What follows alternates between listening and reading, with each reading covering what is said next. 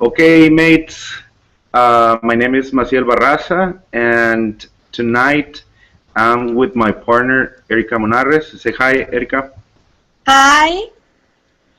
Good evening. And today we're recording this video because we're going to work on one of the tasks from our English 5 subject that we're taking in the BA that we are studying. And Erica and I, we're partners, and we're going to work on this task, which is to talk about an approach that we can use in our classrooms.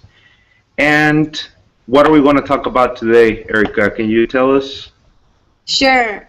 We're going to talk about the content and language integrated learning.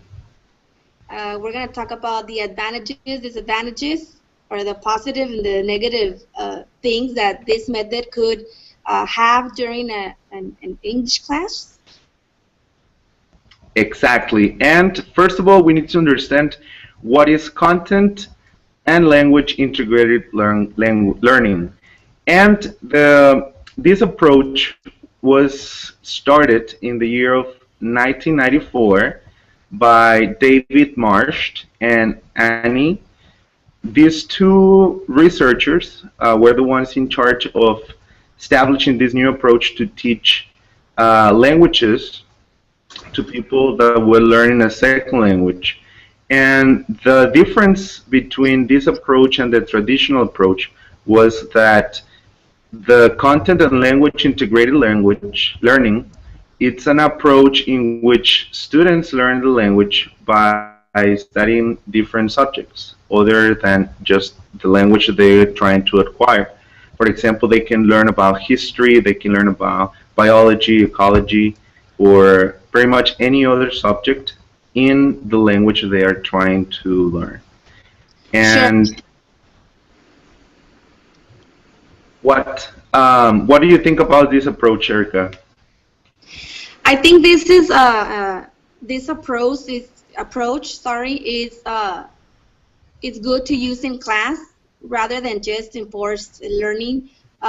Students they can see it as a natural language development which builds on other forms of learning, and it prepares them for future studies and even in working life. It also increases their learning motivation rather than just focusing in grammar. And teachers are able to exploit opportunities for language learning. It encourages learners to notice language while reading. I think that that's the most important thing rather than just focusing in grammar, as I mentioned, because they understand and value both cultures using the language to learn. And the most important thing that they develop thinking skills in which it makes students talk more, which I think it's important for students to interact with the language. Correct. Yes, you're totally right. You nail it, like we said. I think it's a total immersion when students are taught by studying this new approach. They can be, like you said, they can be immersed in the language, and they can learn things that will be useful for them. Sometimes in a traditional English class, we see many things that are not really used in real life. And when students are faced to real life situations, they don't know how to resolve those things because they were never exposed in their English classes. And I think with this approach, we're exposing students to more real life situations, to more real life vocabulary and things that they will really need later on. For example, this approach came here to Culiacan, at least as far as I know, with the Sistema Uno, which is a system that is being established from some private schools. And I had the opportunity to have contact with this approach through the Sistema Uno in the place where I work, and I teach second grade of junior high, like 8th graders and 9th graders in junior high. And the first time that I thought using this approach, I saw that it was very, very useful. It requires a lot of knowledge from the teacher because it's like learning again what you study when you were a student, as far as the teacher knowledge means. And it requires a lot of preparation on the side of the teacher, but at the same time, it allows the students to learn a lot of vocabulary and a lot of skills that they will need later on in their lives. So I think it's a thing.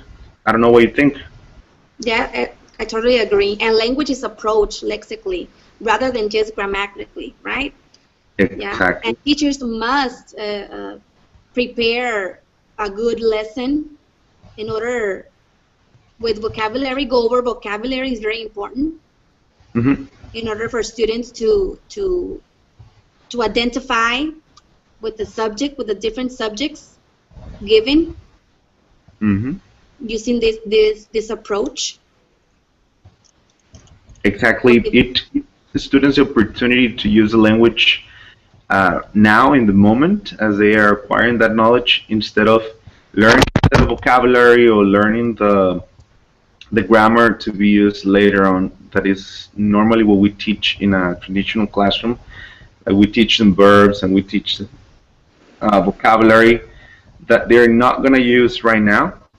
They will use later. And with this approach, they're using the language in the moment. If they're reading a book or a novel in their language arts class, or if they're resolving a mathematics or physics problem, they're using it right there in the moment. Yeah, so they have the ability to recognize what they're reading. That's right. Exactly. So there are many positive things I think that it can offer us. It can expand the knowledge of our students. It can increase the level of English that they have, because they were going to be exposed to more, a lot of vocabulary that normally they are not exposed to. Also, general knowledge that they will need. Academic knowledge also, because they learn subjects like science, history, physics, mathematics, chemistry, and those are things that normally they don't learn in a regular classroom when they're learning English. And also there are, negative things. Probably the negative thing that I can perceive is that for students that are new into the language, they're just starting to learn the second language, in this case English, it can be stressful sometimes, and at the same time it can be like overwhelming for them to learn a subject like physics or biology in English when they have probably a very little knowledge of the language at that point. But as time passes by, they get used to, and it becomes easier for them. That's what I perceive in some of my students. Yes, and that's where it's necessary for the teacher to be aware. That's where the teacher needs to be aware of the vocabulary that is going to be in the subject, in order for students not to feel, not to get frustrated because they're not understanding, especially the beginners, the new learners. Correct. Yes, it requires, this approach, it requires teachers that are prepared, not just in the English skills, but also in the subject skills that they are going to teach in the second language. It requires that the teacher has a wide understanding about the subject, about the topics that he is going to teach. It requires a lot of planning on the side of the teacher to resolve those possible problems that might arise in a regular classroom due to vocabulary misunderstanding, or even to the content of the lesson. which I think it's also good for us as a teacher because it gives you the opportunity to be more prepared. So that's what I think. To learn new vocabulary too. Exactly. Yeah, because most of the lessons are often based on reading and listening Yes. text. Correct. Very good. Well, I don't have anything else to say. I don't know what other things do you think we should cover on this video? I think that it's important to take into account and investigate that there are many methods, approaches that we can apply in our classes in order for students to have a more effective learning, and always be aware of students' learning styles. It's very important. Correct. Yes, I think by using this approach, it also motivates the students to learn. I have seen it in my classes. For example, during this bimester with my 8th graders.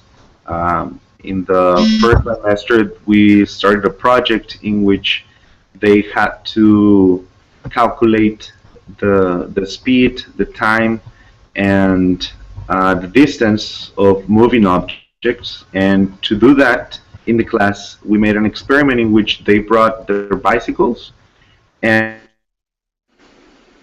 we set up like a rally in the school, in which the students had the time to take track of the time that would take them to move from one point in the school to the other point that was marked, and they took the time, and then we went to the classroom and they were calculating how much time they needed to move from the starting point to the ending point. It was like a race, and then they calculate the distance. So it gave them motivation by using these kind of experiments, and at the same time they're learning. Interacting with the language. Exactly, and like I said before, they're using it in the moment. It's not something that they're going to learn to be used in the future. They're using it right there as they are doing the project, or as they're participating in the class. They're using the knowledge that they are acquiring. And I mean, it was vocabulary that probably is not learned in a regular classroom. When you learn English, I mean, who teaches you how to calculate speed or what vocabulary to use? It was like a physics class, but yeah, we have the opportunity to use it right there. So yes, and students get motivated to learn something else, because sometimes they are used to only to the same kind of methodology, the same verbs, the same vocabulary, same situation,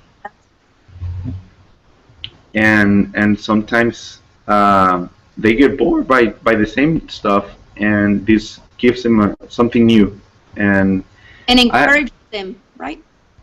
Yes, it does. It encourages to keep studying, to keep paying attention, to keep learning. Exactly, and it happens to me like the next class, teacher, what experiment are we going to do now? What are we going to learn now? Mm-hmm. And that's something motivating for them, and also for the teacher, because you see that your students are motivated and that they are yes, and that they want to learn. You're being successful in your teaching. Yeah, that's you can that's feel a big motivation for us too. That's right. That's right. Excellent. Well, I don't know, anything else to cover, but that's it. No, I think that's all for tonight for this work. I think we are clear enough, and this valuable and useful information. It's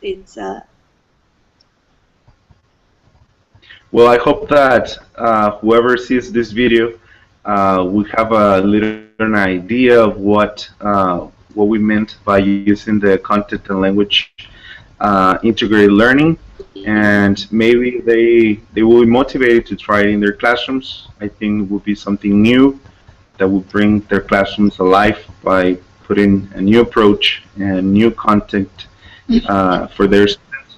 And I hope that they liked it, and any comments that they have, well, feel free to leave them there in the comments on the video. And it was a pleasure to to talk to you tonight, and hope to see you later on. Yes, and we invite those teachers to